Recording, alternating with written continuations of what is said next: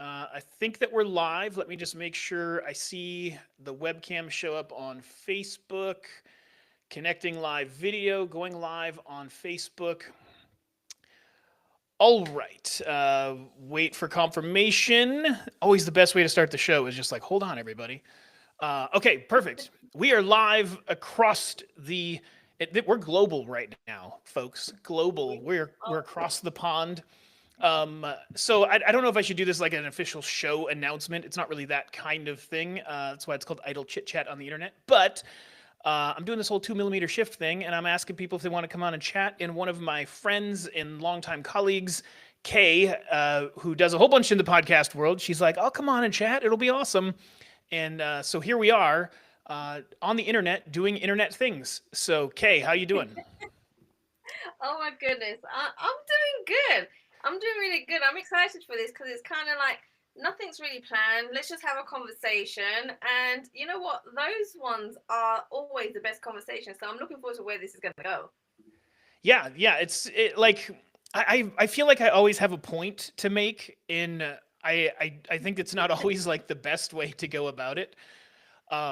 So I like just some chit chat, and we were kind of talking about this before of like, do we come up with a topic or do we whatever? And I was like, well, let's try this. So um, what I think the last time that I really saw you was maybe a year, maybe even 2 years ago. We were on the marketers cruise. Was it 2 years now? Jeez. Yeah. So Uh, wait, it was January 2024. So over a year ago. okay, so we're almost we're about to round 2 years on it. Is what it is. Yeah. Yeah, So for sure. And that was when I first met you in person yep. because we have chatted or it was like a call on a video call on the phone or whatever. But that was the first time we met face to face. Yeah. No, and it was really cool because, like the marketers cruise, if you guys don't know what it is, it's well, I'll say I don't have anything bad to say about it, but I will say that I had preconceived notions that turned out not to be exactly true, and I was so happy that you were there because maybe this is a good segue into this. Like the marketers cruise, on its face, my perception, maybe not even how it's marketed. I'll own my own piece of it. um, I thought it was like all the world's best marketers get on a boat and we just talk about marketing like crazy. And what it turned out to be was like all of the world's best, like I'm up and coming, like working on it marketers treating it like it was a BNI group and like this weird networking thing where everybody had to pitch you on their new idea and how awesome it was and why you should be involved and I'm like I didn't come here for any of that. That was news to me. I thought I was like just hanging out with some like-minded people that like knew all this stuff. I didn't think I was here to like teach and do these other things, which was fine. But like I remember, obviously Tim was there with us, but the three of us kind of like became the little team on the boat where we just like went and hung out and had fun and whatnot. So, what That's was your right. experience with the marketers cruise like that? Did you have that same kind of experience as I Well, did, where it was like, what, wait, like do you know what? really? It was your first Marcus cruise, right? Yeah. Yeah. So I think I've been on there something like 7 times now, 7, 8 times, Oh, you were like a and so veteran. You knew what to think. All right.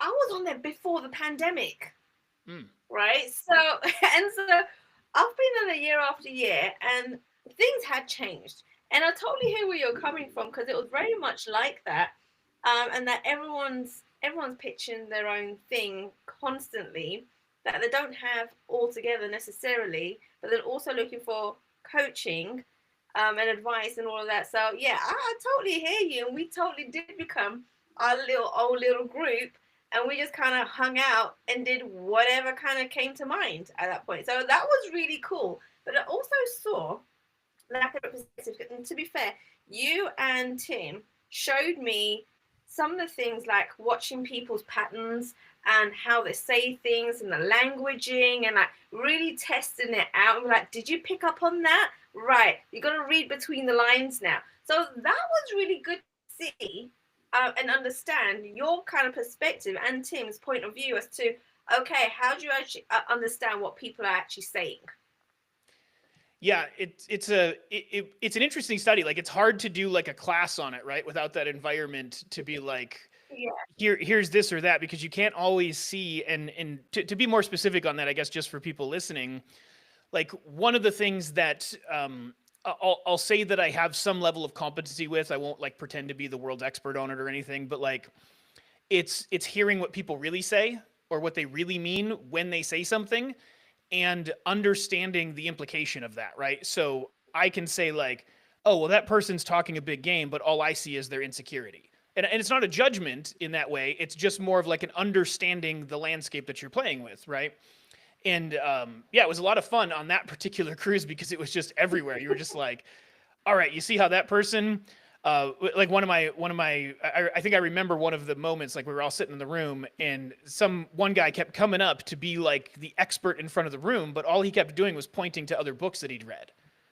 And he didn't offer That's anything right. of his own advice, right? I remember sitting there like, wait for it, here comes another book, right? And again, not in judgment, just in like observation and awareness. So that's right. We did get to have a lot of fun, like learning about human Yeah. psychology and patterns and stuff during that, and obviously in a brief insight into the mental construct that is my crazy brain. So glad you survived. But I gotta say, one of my favorite parts was that I literally had like you there all the time to do magic, because I thought that was awesome. Every minute I was like, okay, show me another thing, show me another trick. Like I want to see more magic. That was fun. That was super fun. Yeah, it's funny. I just did a post not that long ago. I've been quite introspective over the last year and 3/4, I guess, since we've been on the cruise. But um, part of that introspectiveness is like been sorting out a couple of things personally in my life and like what I want the next decade to look like and all of these kind of things. And one of the things that like I fear that I've missed is like maybe I just shouldn't do any of this marketing stuff or internet stuff, and I should just go back to being a magician, because everybody that I talk to that I've ever been in the room with that we have spent any time together, it's never like, I mean, sometimes it's like, oh, well, your insight on this was really, really helpful. But it's always like tagline, but like, I'd love to see more magic tricks, right? It's like the Right. magic is always the top level feedback that I get from people. So I'm like, maybe I should just go back to being a magician. Kind of jokingly, I'm not going anywhere, but it's funny how much reinforcement I get on that versus everything else. I think no, that is, I guess, something that people always remember, because we all went to dinner that night, right? The Hmm. restaurant, Oh and yeah. you at the end you did like load of magic for like my clients that were there with me, and they absolutely loved it. Like we want to see more. It was like no, no, no, not that. It can't be the end now. Like we want to see more. But I Yeah. think that's taking you back to your like childhood, right? Of like seeing magic when you was a kid, and now you're like seeing it as an adult. It takes you back to those moments, and you just want to play and just see more magic, which is awesome.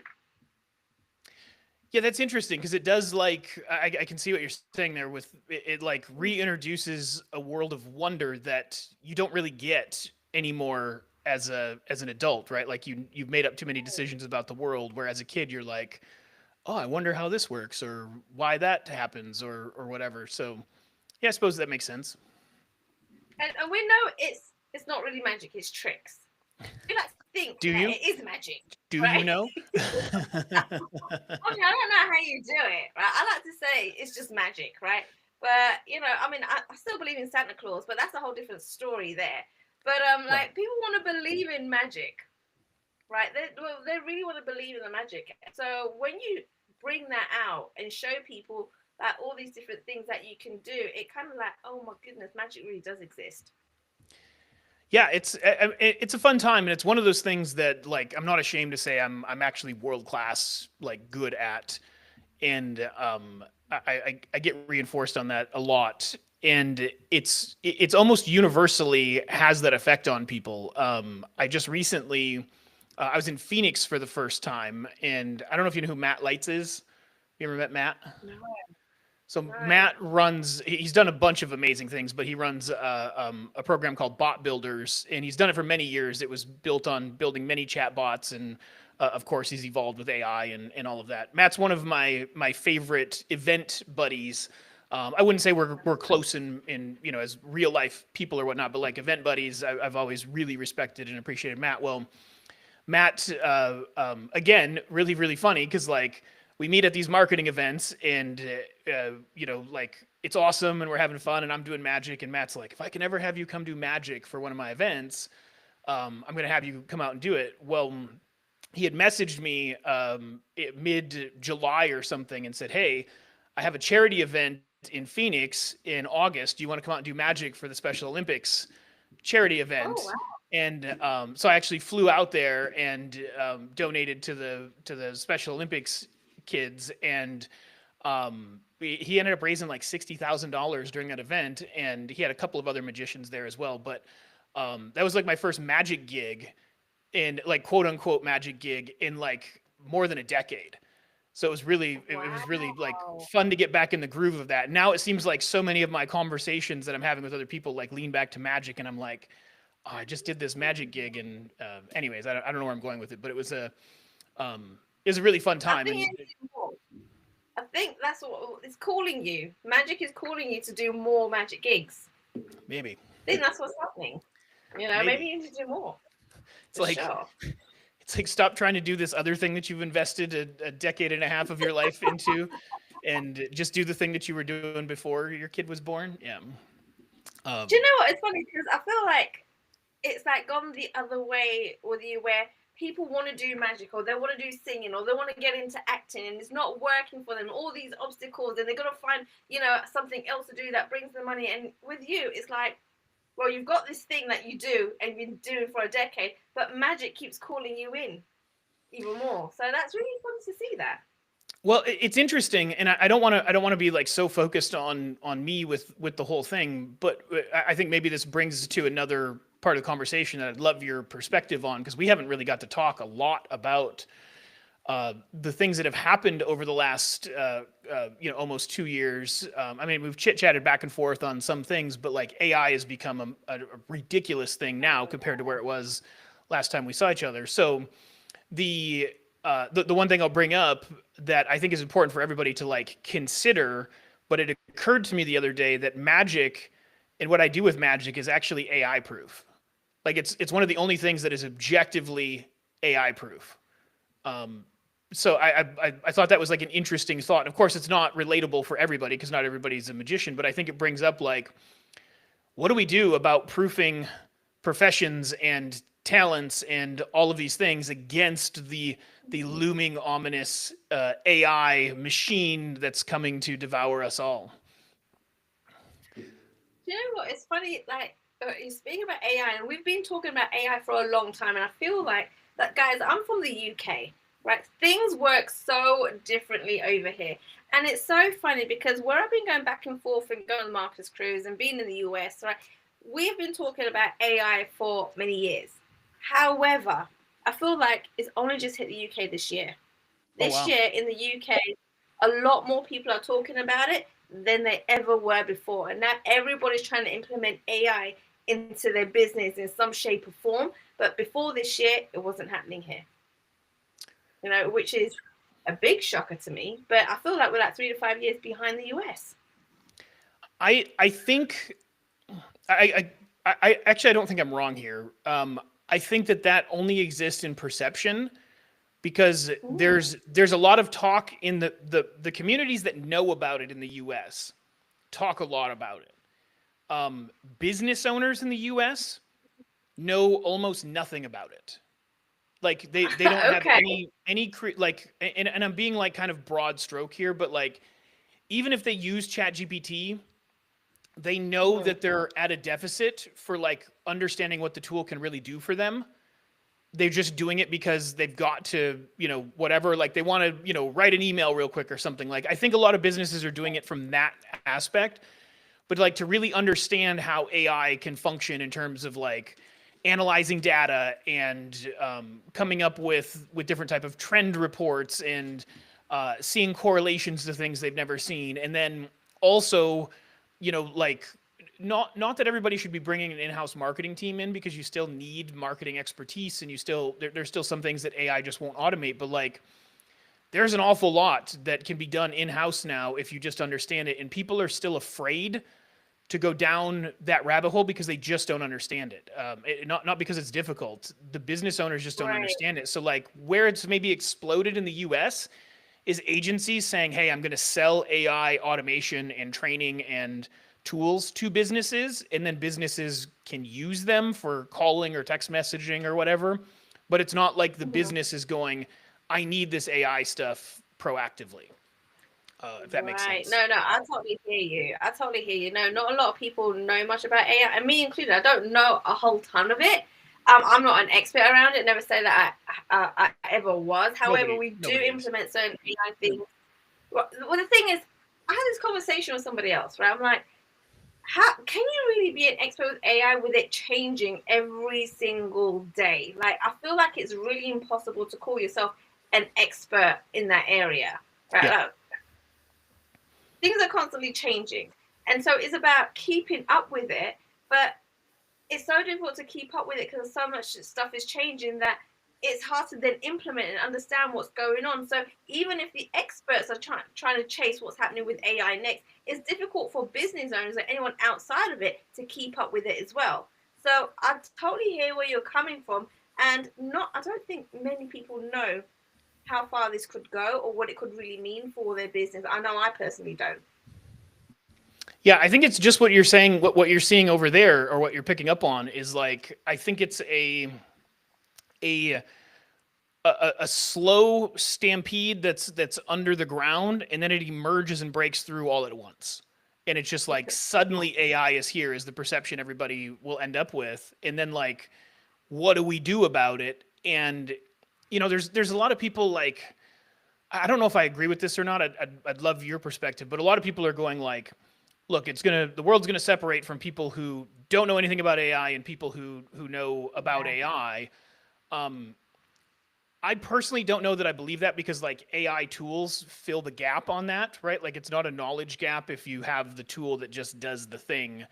Um, Right. so like I'm not sure where I sit on that spectrum, but no doubt there's an impact from AI. So I don't know Yeah. what do you think about that idea of like people are going to be left behind in some I dramatic. mean, the way I kind of see it, when people say that to me, is those people that come to mind that don't want anything to do with AI, right? Still adamant that basically it's like the devil's work, right? And in that perspective, yeah, they are going to get left behind if they don't want to kind of keep up with everything. But again, you don't need to know everything about AI, and it's going to be impossible to know that. But I do feel like that group of people will definitely get left behind if they don't keep up with the time. But that's with any technology that comes out, right? New phones, new cars, like anything that comes out, you're going to get left behind. So you're going to have some sort of knowledge and to learn and implement bits and pieces in your business. Otherwise, yeah, I agree, you're going to get left behind. Yeah, it's interesting. So I go back and forth on this. Like I really sit on the fence, and some days I'm on the fence of like, oh, we're all toast and screwed, and the other days I'm like, no, this isn't even close to the epidemic that people are treating it. And then Right. back and forth. And I think right now I'm kind of on the it's not as close to the epidemic side Mm, at the moment, and it's for a couple of interesting reasons. Like one, back to the tools closing the gap. Everybody, like let's say in the advertising space, people have run Google ads, they've run Facebook ads.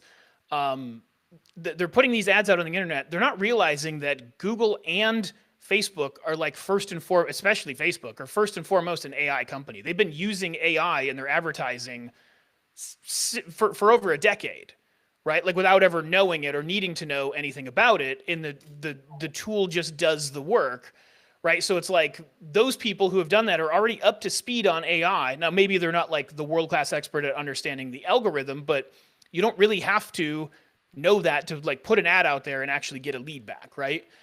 And so I start to think right. about like how many things are just going to emerge that are like that are already, like very common.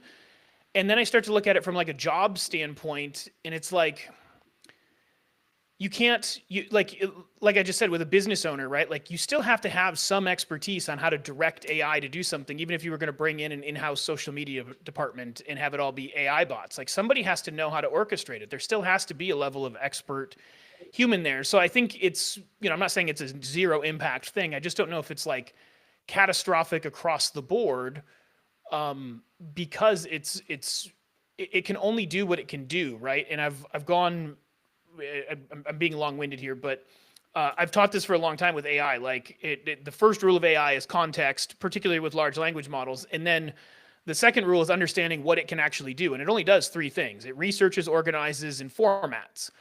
Everything Right. else is just an assumption or a belief or an illusion or magic trick, right? Like it only does those things. And that's why you have like some writers will push against it and go, I can write faster and better on my own than trying to spend time letting this AI do stuff. Like it doesn't help me other than to research and organize my thoughts in a way that I can then do that, right? So like at best, it's only an assistant in those arenas. So um, I don't know if, Absolutely. I mean, yeah, go and the ahead. thing is, it should be paid like an assistant. You still need the human touch with everything that it puts out anyway, right? You can't just rely on whatever data it gives you, or whatever write up it gives you. However, I do know somebody in Australia, right, that has built a seven-figure business, just her and one other person, and everything else is run on AI, Sure. right? Now, I don't know the ins and the outs of how that all works, but I'm sure her and her one team member must know the kind of mechanics, and if anything goes down or whatever, how to kind of fix that. But I mean, when I heard, I was like, wow, okay, that's going to kind of expand everywhere soon when people work out how to do this, because it's already starting. What are your thoughts on that? What's the niche, if you can say? If not, it's okay.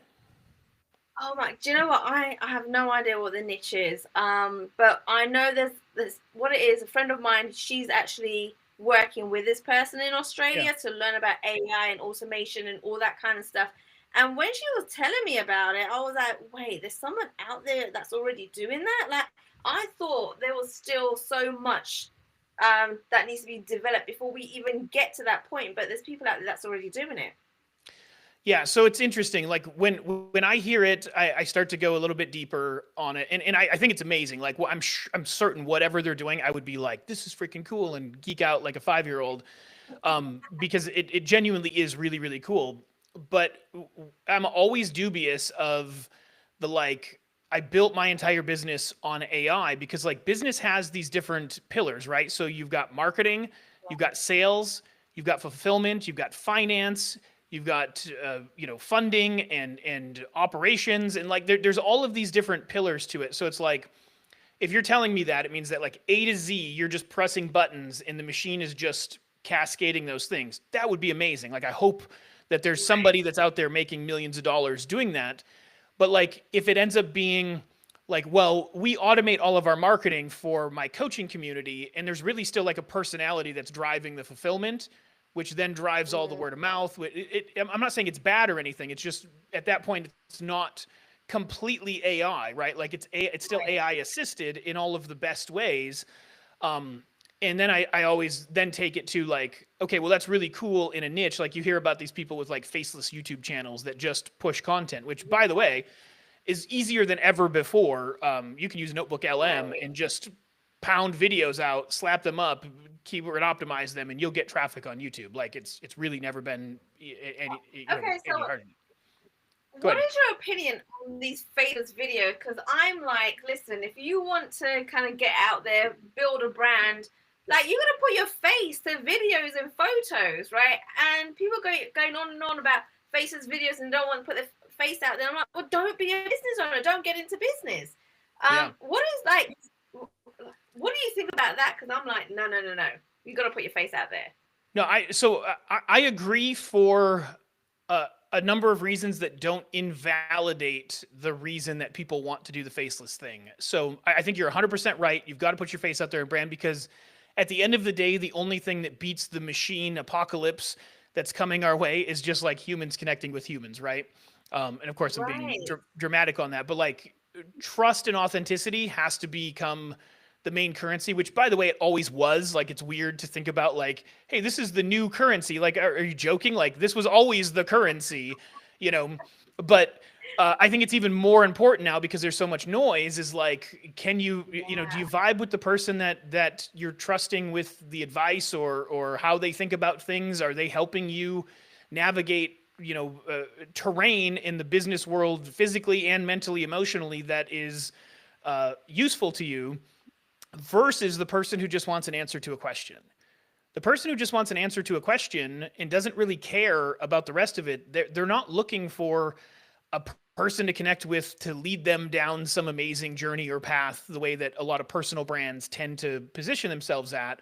And there's nothing wrong with that because there's plenty of other people that do want that. But I think it's like there's a few levels to it, right? There's like the person who can take you on a journey. So like take a Tony Robbins as a personal brand, right? Like you get involved with Right. him, like you're going on some mental, emotional, and even spiritual journey with him. Otherwise, you're not involving yourself with him at all.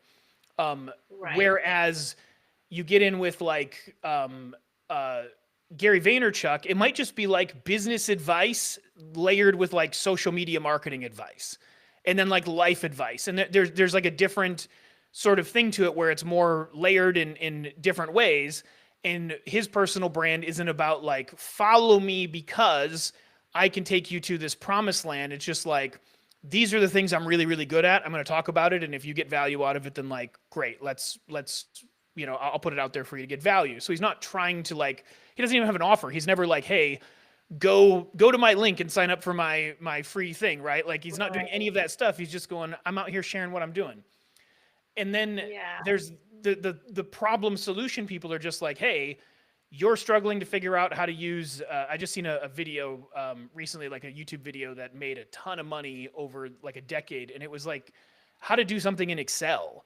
And it like the guy, you didn't need the guy's face on the video at all, and now AI could have easily just done that video because he was just Mm. screen share of Excel sheets, and they just wanted to know how to do like pivot tables or something.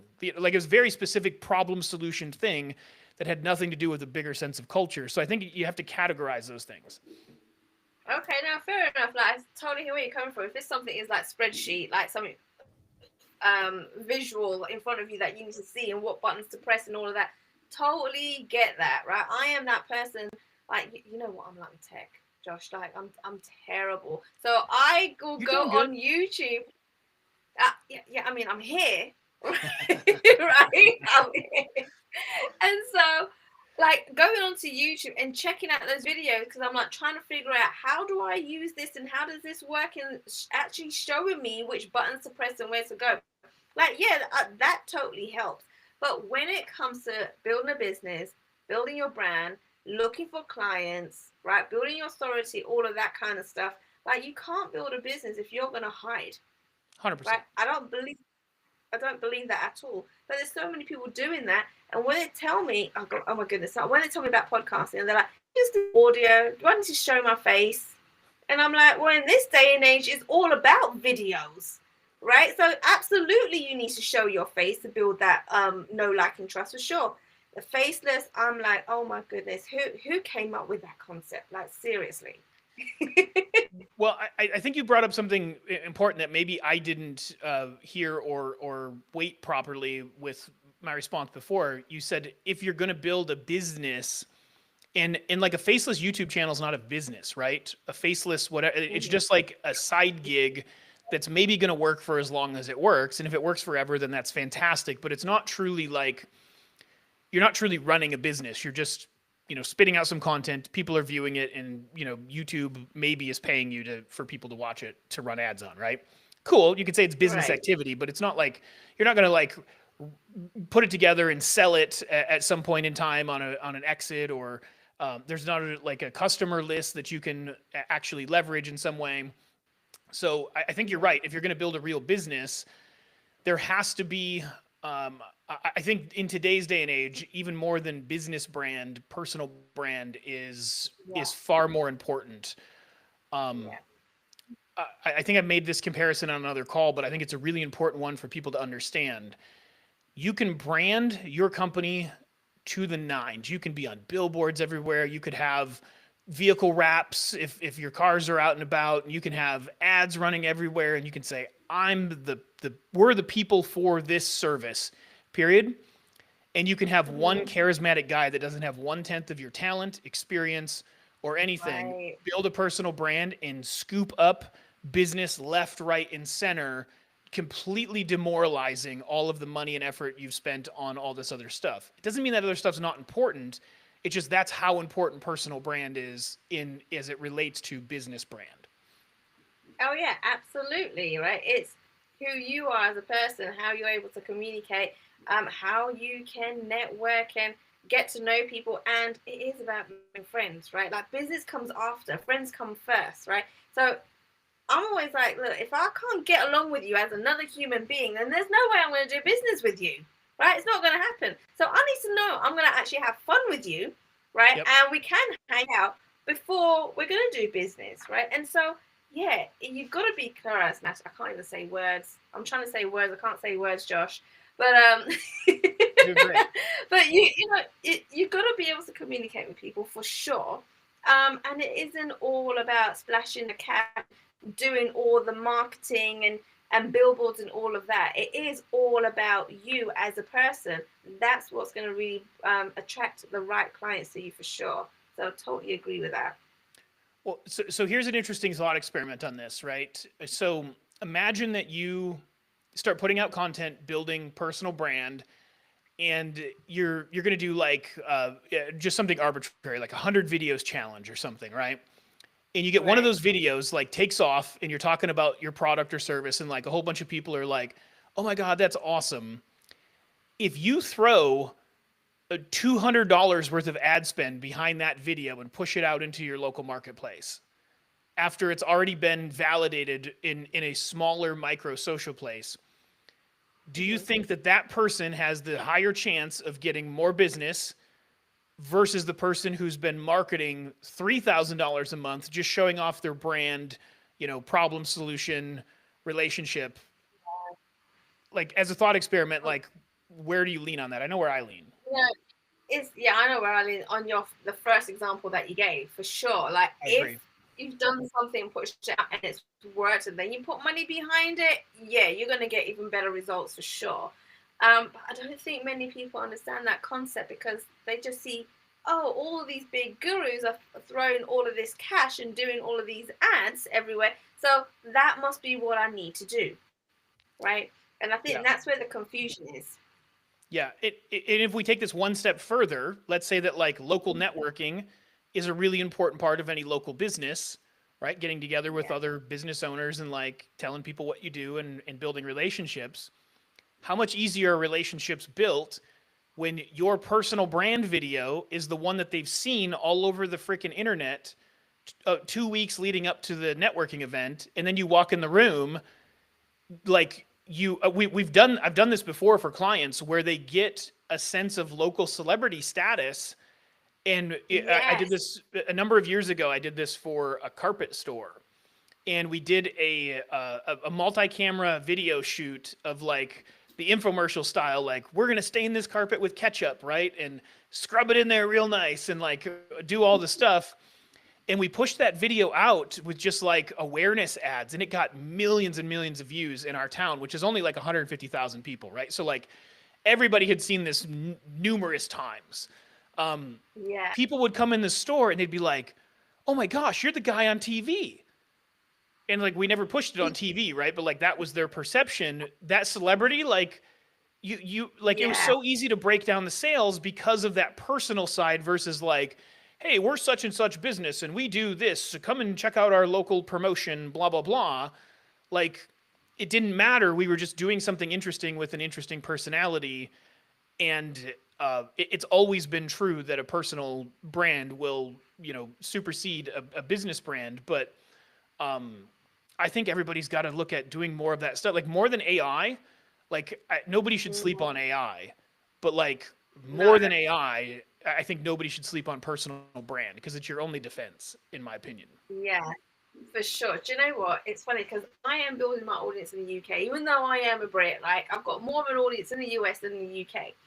And so I was doing some sort of experiments with social posts and all this, and I was going to this event called Atomicon. It's one of the biggest sales and marketing events in the UK, with like 1,500 people going there. I went first time this year.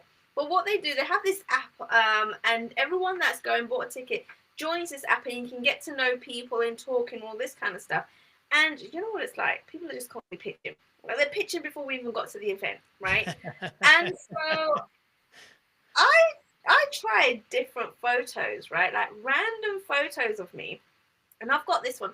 Now, Josh, you know, like, right? Like 10 bags is traveling light, right? You know this already. Anyone that knows me knows, like, whenever I go anywhere, there's going to be loads of cases with me, right?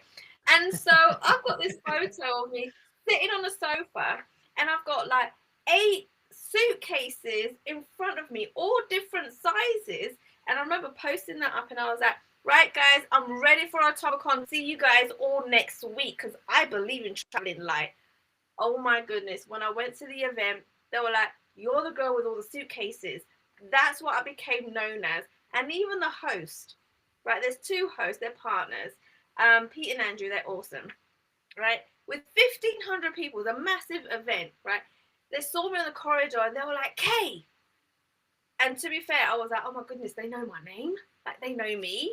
And they were like, yeah, you're the girl with the suitcases, right? So that became memorable, and I became the girl with the suitcases. And they were like, okay, now tell us, did you really bring all those suitcases with you?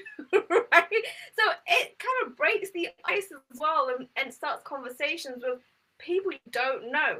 But people want to know more about you because you do something really random, and it has to do with your personality and nothing at all to do with business. And do you know what? I made more business that event than any other event just because of that one photo. I'm so glad you told that story, because it's a massive like there's so many, like I could do a 2-hour webinar on just what you said with that, but like the mechanics of it and whatnot. It's amazing that that's what you did. And I would bet that if they had sponsors for that event, I would bet that you got more attention than the sponsors that cost, thousands to tens of thousands of dollars, right? You're right. Oh my Yeah. goodness. Yeah. And so, and it's the easiest way of going into an event, into a room, or not knowing anybody, and all of a sudden they know you and they just come up to you rather than you having to chase other people. And we saw that a lot in the Marketers Cruise, to be fair, right? Yep. You want people to come to you, right? And the right people to come to you. So, Right. and you know what? I've seen that photo, and I'm like, every network, I'm posting that photo, right? Because it's proved to me it works. Yeah, if you find something like that works with that kind of quirk, and for me, right, like in a certain, I don't leverage it the way that you did, and now that you've said it, I probably will.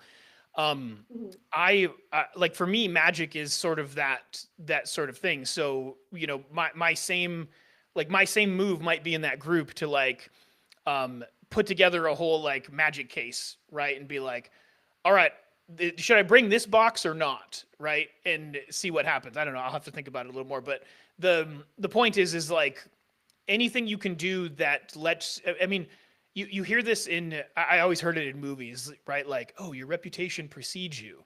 Well, if your reputation doesn't precede you in those events, you're nobody. And I know that's like harsh, but like if it doesn't precede you at those events, you're nobody. Absolutely. So like, yeah, go ahead. And I was just going to say, that reminds me of like back in the day, like, I don't know, about 10 years ago, when I was the back of room closer, right? Yep. And when you're on a team like that, there's a lot of drama that can happen, right? And everyone's talking, everybody else, and this person's done this, and that person's upset with that person. Like, that's what happens. And I remember someone saying to me, okay, no one talks about you. I was like, that's a good thing, isn't it? Right? Like, no one's like bitching. And they're like, no, like, no one actually ever says anything about you. And I'm like, wait, hold up. There's something wrong there, right? Like, what do you mean? Like, I'm just invisible? And from that point, I was like, no, like, do you know what? I get like drama is better than just being silent and being invisible, right? But to the point of, it's got to be things that positive things, not negative things. But you need to be visible. You need to be known for something, and I'd rather be known for something silly like having loads of suitcases than not being talked at all. And you definitely do not want that in business. Yeah, I think it's a really important thing that you're bringing up there, and it's so outside of the thinking of what that normally is. But if you look at some of the best examples, in I've been on a little bit of a Gary V kick lately, but like I don't always like to use those like superstar examples because it's not really relatable for people that are just starting out. But like, look at what Gary V's doing with, if you're paying attention, he's doing this whole V Friends thing, and he's got this whole, like, he's just a geek about these cards in this whole culture of sharing these things, and he like wears his geek on his sleeve, right? Just goes, Mm-hmm. I'm this kind of geek, and he's always talking about wanting to buy the New York Jets, which is like, I don't follow sports that well, but my understanding is that that's like an absurd notion because it's not that great of a team, is my understanding, right? Don't hate me. I don't follow sports. It's just what I think I know. But like those kind of things of like wearing your geek on your sleeve, or wearing your quirks or your personalities, like that's the thing that there's something that's really important on this that everybody has to get a handle on with this internet thing. Because I really think the people who don't, there's maybe a bigger separation between the people who don't get a handle on this than the people who don't get a handle on AI. And they've already had the opportunity for years, and if they're failing, they're just going to fail harder, potentially, right? It is Mm-hmm. the ability to just be authentic on the internet and not worry about it, versus trying to be whatever the thing is. Universally, everybody in culture that is looked up to in some way is looked up to and then also appreciated for their quirks, right? Like, however, Yeah. whatever they're looked up for, they're looked up, like famous basketball player. They're looked up to because they're famous basketball player. But then like, you don't love Shaq because of his basketball career, and he sucked at free throws, and he would just own it. He'd make his own jokes about it. And then he'd go like, just involve himself in these other cultures and show his personality. Everybody goes, "We love Shaq." Nobody loves Yeah. Shaq because of his basketball career.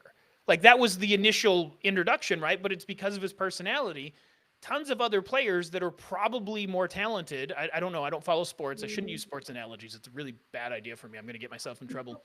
But the like, there's probably other more talented people that never show their quirks, never show their face, never show what makes them laugh, what makes them interesting, and just fade into obscurity. And you can only do so much with obscurity. Do you know what? But it takes me to the point of, when people say there's other people that do exactly the same thing as you, they're probably not as good as you, they probably don't know much about you, the deliverables probably bad, but they're making more money, right? Because of their personality, Yep. because of who they are, they're networking, them being a funny person, right? When it should really be you, because you've got all the skills, all the know-how, but it's that person that's going to be making more money and getting more clients just because of the character. Yeah, there's something that Grant Cardone said. There's a number of things. Like, I admire Grant as a business person for sure. He's an acquired taste for some people, and some people really don't like him, and it's fine.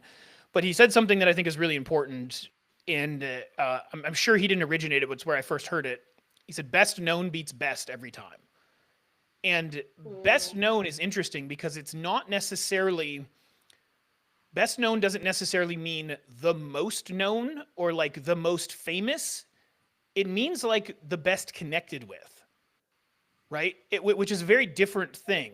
And the best connected with always beats whatever the best is. Like, yeah, it's universally true. that And makes best connected with becomes ultimately best known, famous as well. But absolutely, yeah. Do you know what? It's funny that you say that because that's coming more and more obvious to me, especially this year, of the kind of people that I've got to know in the UK, the events and how things are working. And I'm like, yeah, like the best people, just because you've got the skills, you've been doing it a lot longer than somebody else, and someone else has come in. But it is those people that are networking, that are connecting, that know a load of people in the know how, in the circle, that just get known and get more clients, right? Yep. And so that just shows you like personality goes a long way. And I say this to my clients all the time, right? You don't need to be perfect, but you need to have personality for sure. Like bring it out, show it to people. And if you do mess up, you mess up. People will love you for it even more. But I think it's the whole kind of thing of all the gurus look perfect. So I need to do that same thing, right, to be successful as they are. Yeah. And I think that's a huge like misnomer. And part of it is so like I get that because that's part of my story, right? Is like I didn't know how to like doing magic. I've probably told this story a lot, but they say that you get sick of your story long before other people do. So Yeah. I'll tell it again. No, like so when I was figuring out how to do magic, like I didn't have anybody to mentor me on it. There was no like magician's guild that I entered with some secret shadowy cabal. It was literally like I was reading books and watching videos, and when I realized I had to perform, it was like I'll just mimic the people that are doing this at a really high level, and if I say what they say and I say it like they say it and I do the thing they do, then I should have a reaction. Yeah. And that's true with a magic trick because everything is controlled. In the rest of the world, when everything is not controlled and you don't have something as you don't have a miracle waiting on the other end of it to like to catch how much how all the other ways that you might suck, is like you have to you have to look at who you really are and who you really want to be and just like go unapologetically be it. It's not about, you know, should I be like The Rock or should I be like Oprah or should I be like insert any names. It's about how can I be the best version of myself, the one that I would never be afraid to show my best friend. And this goes back to like, I always had this as a sales philosophy. Like, if you treat people, like even if you treat strangers like they're your best friend, you break down so many walls so quickly on everything else. Like they don't know how to respond to it because you're just, oh, he's a friendly person, right? If you're that open, if you can be that open with a stranger and you can show it on the internet, that same openness, like even your insecurities become a superpower, right? And that's a weird thing to think about if you've ever like dealt with insecurities in a negative way, because you're like, well, wait a second, how could that be true? Well, there's plenty of people that are wildly insecure, particularly being on the internet, that still find a way to just like, hey, I'm kind of insecure doing this. I don't know if this is going to work, but check this out. Here's the thing I'm excited about. Absolutely. Do you know what? Okay, I gotta share something that's happened recently, like literally today, right? So I'm co-hosting an event in London, right, with a lady called Chit, who's freaking amazing. Yeah. And we chose a date, 4th of November. We've been promoting it. We've got speakers, we've got sponsors, we've got attendees coming down. And in the first like 48 hours of us like putting this out there, we closed so many sales, right? And I was like, oh my goodness, this is going to be epic. And all of a sudden, 0 sales. And we're like, what is going on? Like, what is happening? And we literally got on calls with people and we're like, what's happening? Like, you said that you were coming, you know, we haven't seen your ticket, this, that, the other. And we got feedback.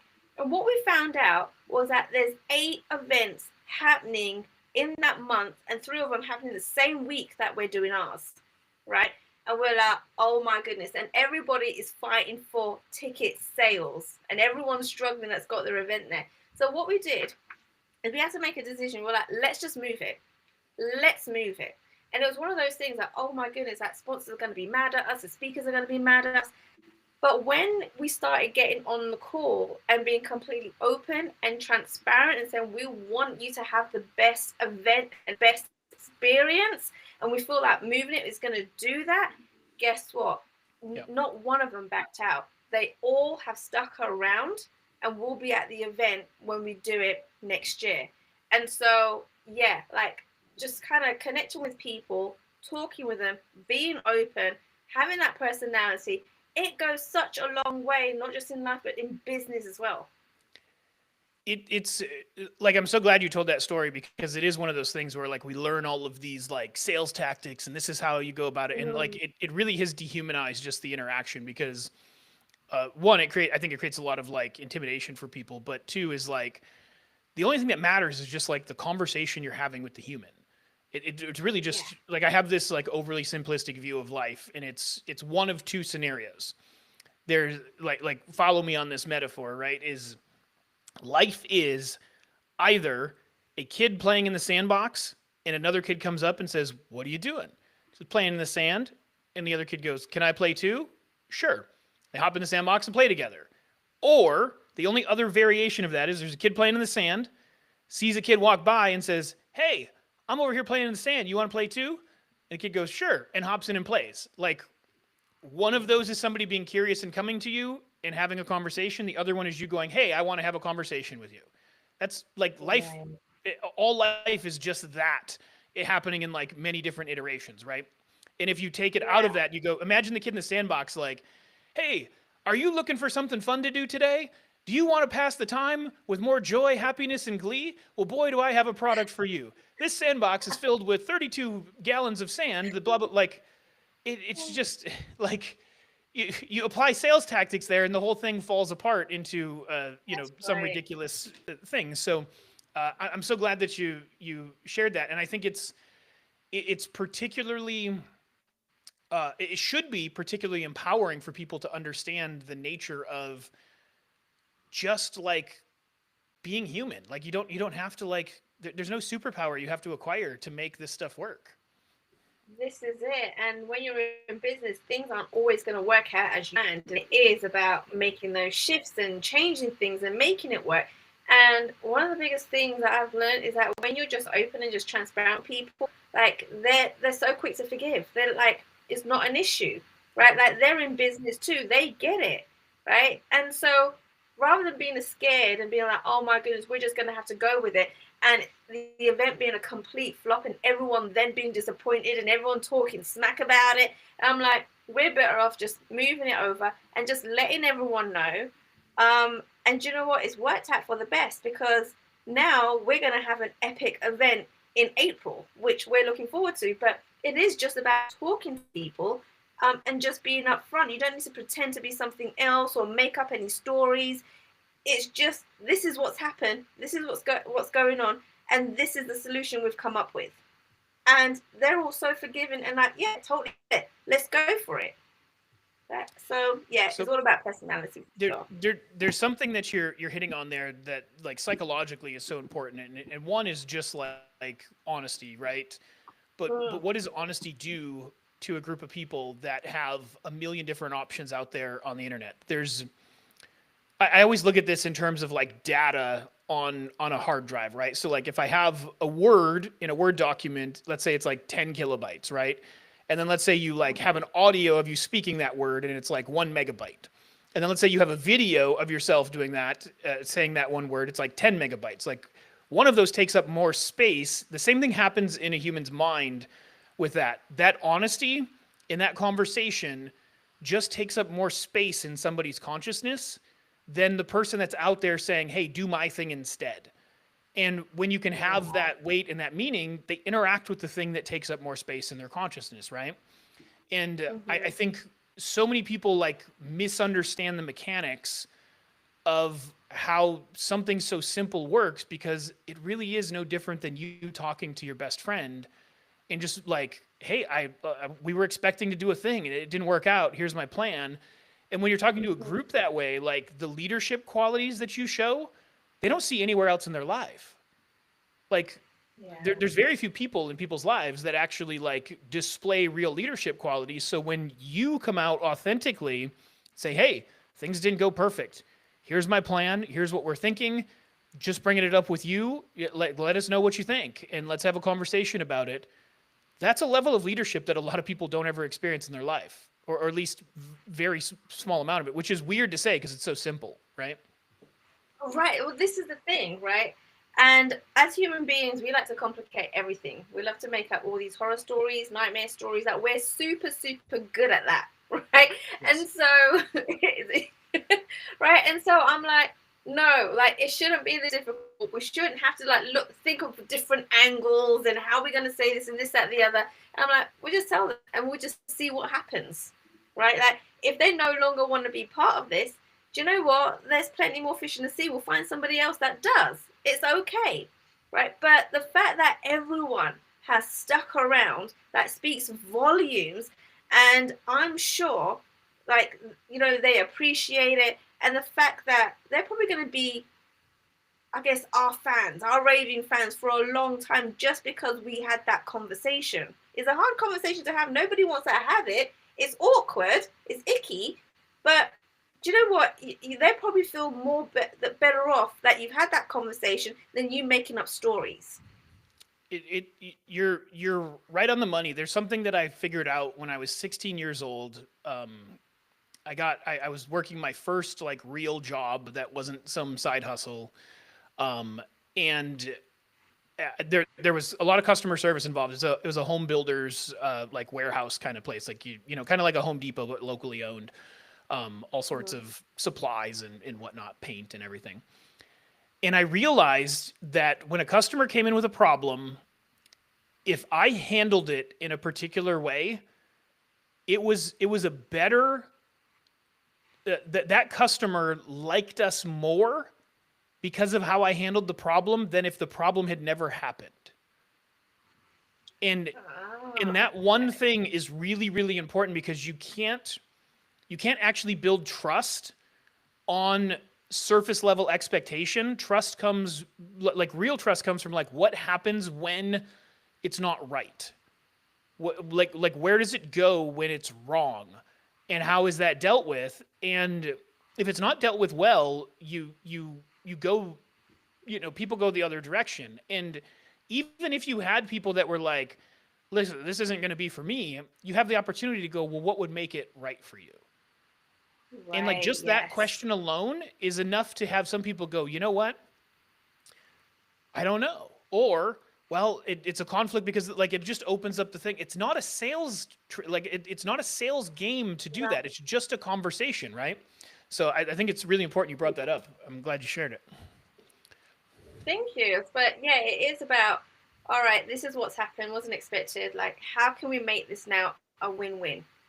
Like, Yeah. and just bouncing off ideas, like, what's going on? What can we do for you? Like, and even doing those little bit of extra, like extra promotion and everything. Like, it really, like, does, it doesn't cost you much money. It doesn't do, like, it's just doing a few more promotions, and your sponsors, your speakers, they'll absolutely love it, and they'll remember you more just because you went that extra mile to make them feel like, yeah, they're in the winning seat for sure. And that's what we want for all our speakers and sponsors. And not just kind of leaving them clueless or feeling like they've been like left out, or they've been disadvantaged in any way. But yeah, like being open to, okay, what can we do to make this work now, right? And that's exactly what we did. And I think that's why people stuck around, because we were like, okay, agreed, let's do that, let's make it happen. So yeah, absolutely, you can't have it just your way. This is the way it's going to be, and that's it. When things like that happen, you've got to be open to having that conversation and just bouncing around ideas to see what's going to work for both parties, for sure. Yeah. And I mean, and it's like, even if there's not a problem, it's still kind of the same way that it's all done, right? Mm-hmm. If you're not like, you can't even talk to an audience without them like caring or being interested in what it is that you're doing. And even if you're screwing it up, they're still like interested to that end point. I think it's just like a great, like, just basic understanding of like, this is really what business is. Like, you boil it down to it, and to me that's no different than the sandbox analogy. It's like, oh well, I invited you into play and now the sand's not sticking together. Like, oh, I'm sorry, well, let's just build this instead. Like, oh well, that's still fun, we can play together, right? And it's Yeah. like, I really see the world in that like simple little thing, and it expresses online in the way you comment on other people's stuff, and the lives that you do, the in-person events, the all of it. Like, it's nothing more than that kind of thing. And all you have to do is just like, the easiest way to be interesting is to be interested. And I've heard that's, that before. yeah, right. Almost like we know somebody that says that a lot, right? Um, So it really is like the best way to separate yourself from anything is to actually be interested in other people and care about them enough to the point that they know for sure what side you're on. And as soon as that's true, like you have people that will do things for you that you never expected, that you would have never asked for, and you'll have business that you never expected and will have never asked for, and your reputation will precede you when you walk into certain rooms. Certainly there's other tricks and tactics, but I mean I think it really just boils down to that one thing. So Absolutely. And one of the things is like no matter what niche you're in, what products or service or program that you're selling, if you're in business, then you're in business with people. And yeah. that's it. If you can't get along with people of all different backgrounds, cultures, whatever the beliefs are, then it's going to be very difficult to build that business. It's just being good with people, and that's it. You know, I know we're kind of at an hour and we'll wrap up, but like with you saying that, the thing that come to mind that I think is important. I just had a call with a client the other day, and he was telling me about this amazing customer experience he had with this like custom thing that he built. And I think this is why personal brand is so important because all of the difference. I'll say this without like fully fleshing it out and thinking about it, but I think it's true that all of the difference is just in how much just in your communication and that it shows that you care that the other person is involved. Like his story was interesting. He was just talking about he ordered a custom seat from Harley Davidson or something, and like from the moment the order was placed, he got these updates like every 48 hours. It was like, oh, Mark just threw this on the machine to do the thing, coming along, and like they told the story of this whole thing being created. And he's like, it's probably totally automated. He's like, but it was the best thing ever for me. And like, even on the customer side, that level of communication can separate everything. And it's something like, as I'm saying it, I objectively know that I've not done this like perfectly well at all times. But it really is like such a differentiator. It's all in the communication. It's not necessarily in the product or service you sell, or of course those things have to work. But that's why I think this personal brand conversation we had is so important because brands don't communicate with people. People communicate with people. That's right. Absolutely. I love that. That's awesome. Oh my goodness. Okay. I feel like we can speak all day, Josh. Yeah, no, we probably could. So, real quick, I've been doing this, and I'll just be curious. I'm going to kind of put you on the spot. We'll Uh-oh. see if this is something that stays as the ending for these things or not. But I've got two questions. One is Okay. one piece of advice that you'd give to anyone at any time, like just open advice that's good for everybody to hear. And the second one is what's the favorite what's your favorite book or the one that you last read? Okay, so all right, the one tip I'll give to anybody is don't be afraid of just being you. Very much what we were speaking about, and just being authentic. People that don't like your quirks, don't like you being funny or weird or whatever, right? They're not your people. The people that do, they stick around, and they will be your raving fans for life. I'm a podcaster. There's many a times I can't say words. It just doesn't come out. It's all funny. Do you know what? My members, my clients, they forgive me for that. It's all good. We have a laugh about it. So just be you, be quirky, be a little bit weird because that's going to make you stand out. And the last book, actually, the book that always sticks out to me is called The Go Giver. Right? Okay. I love. Have you heard of that book? I I've love heard of it. that I've not book. read it.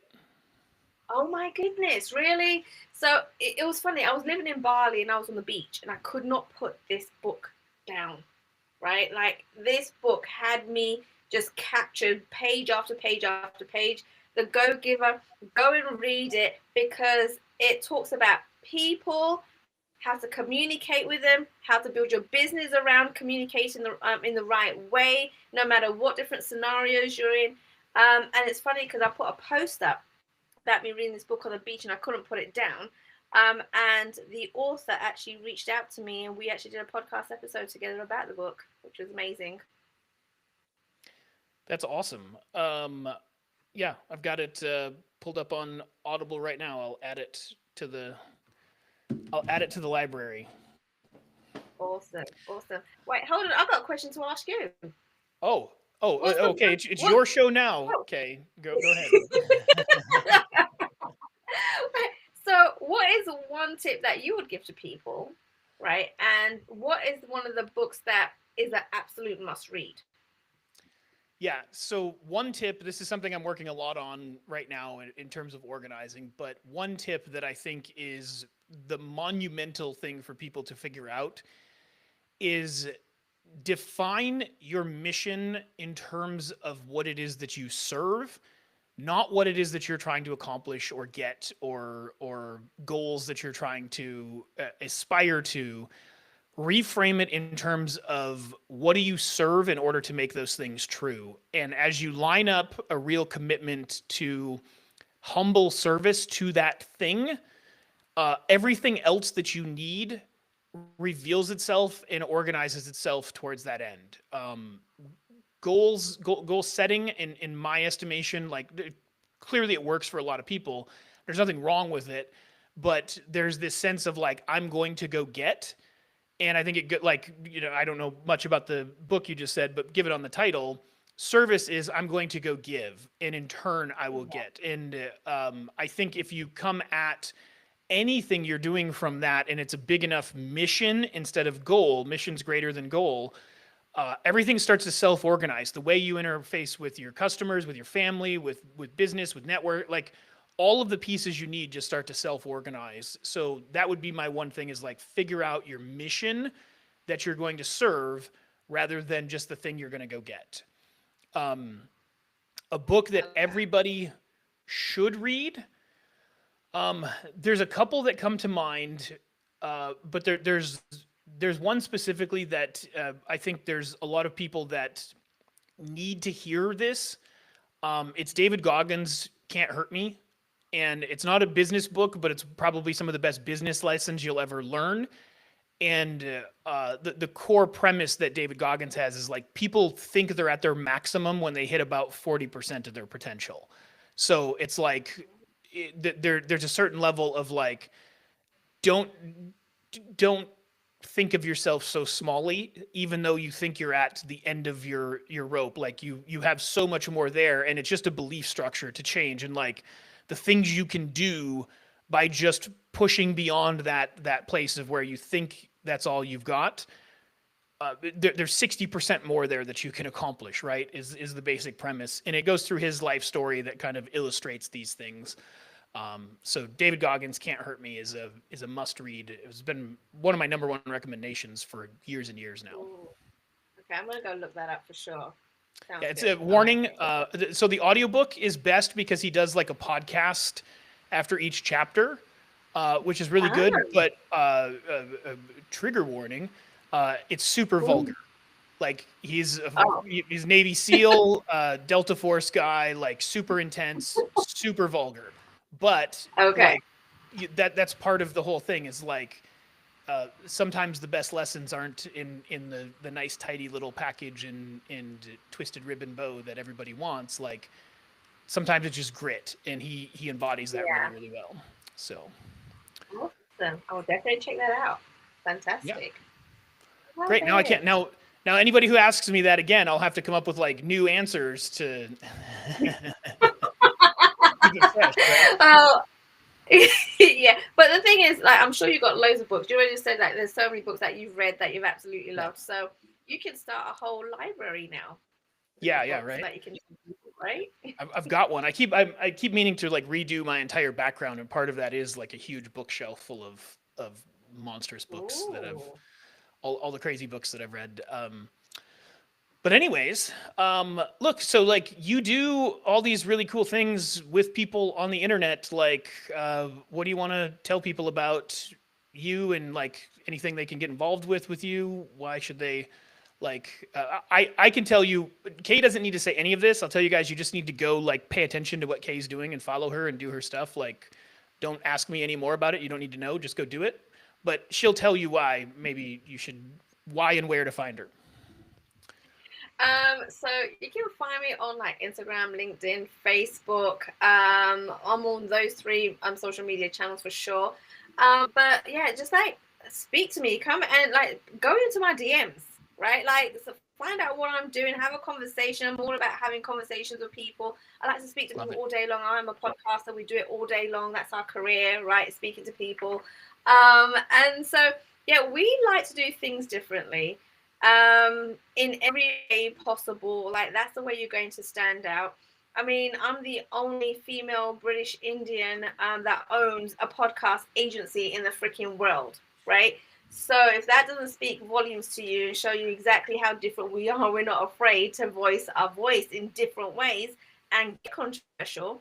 Um, that's why we use our voice to teach people how to podcast and get their point across and stand out. That's mainly the thing that we do, right? And we love doing that. So yeah, so come and hit me up, come and find me, ask me questions, and I'll definitely reply back to you. I love it.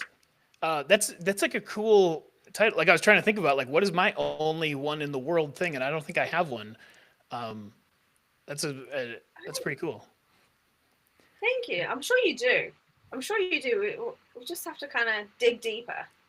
Yeah, but it's I feel like probably the like magic. it's probably like the only white guy with abnormally large hands that also one time was on a marketer's cruise. Like it's probably layered like 17 layers deep. Um, but that's all right. We'll find one. Yeah, We'll yeah, find one. perfect. Well, listen, I appreciate you coming on and doing some idle chit chat. You are welcome anytime. Like I love chatting with you, and I'm just doing this stuff with like I don't have a real plan on this idle chit chat thing. I'm just gonna create content and like we'll see what happens. And you know, I do have some plans on some other shows and whatnot. But like anytime you want to say, hey, like let's get together and chat again or whatever, always welcome. And Absolutely. we Thank got you for bringing me on and just having this idle chat because everything is so always structured and it yeah, doesn't right. need to be all the time. That's awesome. Yeah. So what's cool is this one. So this is the third one of these that I've done, and right now, Kay, you're the reigning champion. I don't know if it's timing or you know I'm still working out all those things, but we've got 19 comments in there. Now I've been replying to them, so probably a bunch of those are mine. But like, this is the best one as far as like viewership and interaction and everything that I've had out of the three that I've done. So you're currently the champion on uh, interactions, and we'll see if we can't knock you off that throne next on the next one though. So Oh hell no! I'll be coming back. I'll be coming back sooner than you think. yeah, no, I love it. Well, I appreciate you as always. Let me go ahead and end all the live stream goodness, and then if you want to stay on for a second. But cool, Okay. everybody. Thank you for watching, and if you got something out of it, let us know. Make sure you follow Kay on her stuff, and we'll talk to you soon.